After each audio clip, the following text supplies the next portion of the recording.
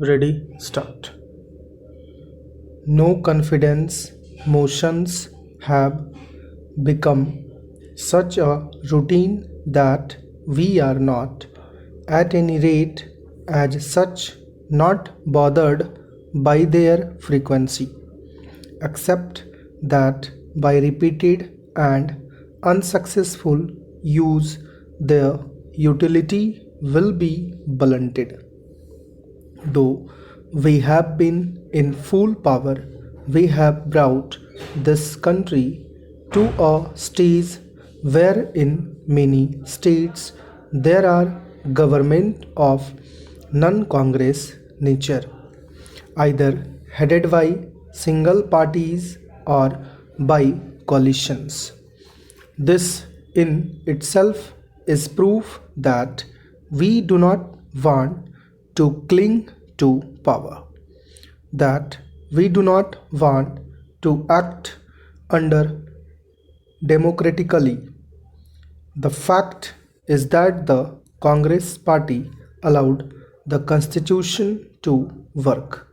I am saying allowed because in other countries which have a constitution, there are parties which have adopted other methods and have not functioned like this. This has happened in many countries of the world, and it is an aspect that we cannot ignore. There is a changed situation in India, but it is not a sudden change. We seem to think that because there was an election, a sudden change has come about. This change has been a gradual one. It has been coming about little by little, not only in every election but also between elections. We have been watching the change coming over the people, and we have been consistently saying that these are the growing pains of democracy, that these are the roots which democracy is striking in our country. We have encouraged this, and today we see entirely new situation. One of the first things that I did was to extend my hand of cooperation and friendship to the non-Congress chief ministers of certain states. I am very happy to say that they responded in a like manner, and they have assured me that we can work together. It is not an easy situation because not only are the economic and the food situation difficult, but the whole complexity of this new political situation is there. But we will not fail for want of trying. That is the utmost we can say on this issue. So, I think it is extremely unfair of members of the opposition to pick out one instance where things have not gone smoothly.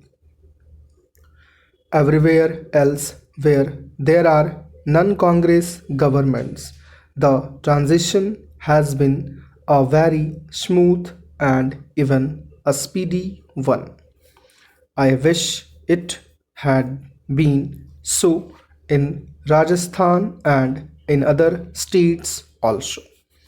This is something which we can do only with the full cooperation of the states. It is something which we must sit down and discuss and formulate a plan which can be carried out and implemented in all parts of the country. Some have said that we would rather starve than import food. I am afraid I cannot agree with this, and I feel that it is an irresponsible statement to make in the present conditions. When I talked of cooperation with honorable members outside, it was not on small matters of procedure and things like that, although they are important, and if we can work together, it is a good thing. But far more important is to get cooperation in matters of national importance and of life and death for our people. Certainly, food comes in that category. Food and drought relief are the foremost problems for us.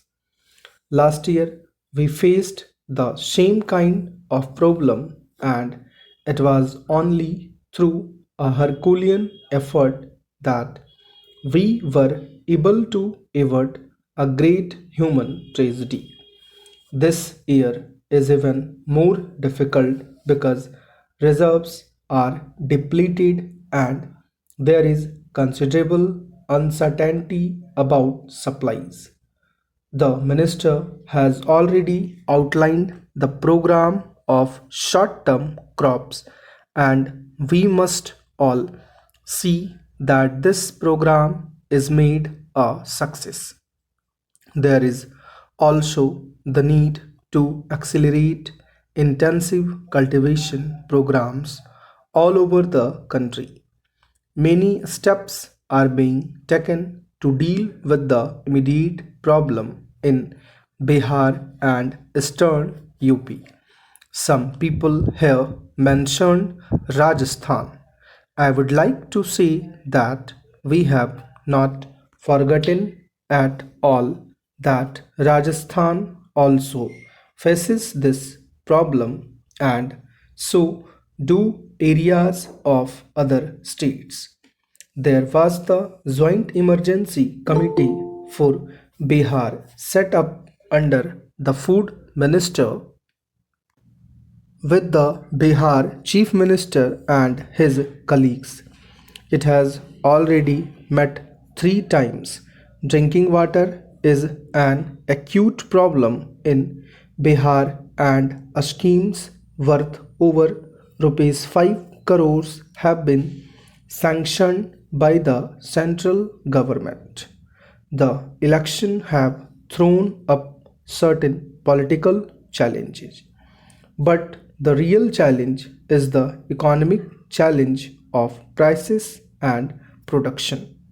Many honorable members opposite have talked about the economic situation. This is natural because it is a serious thing. But as usual, the diagnosis as well as the treatment has differed from person to person. This is what I mean when I say that we should get together on certain things. Let us have some kind of a minimum program on which we can agree at least on one or two national issues. Higher production and budgetary discipline can give some respite from high price. Streamlining the administration and procedures is the first need stop.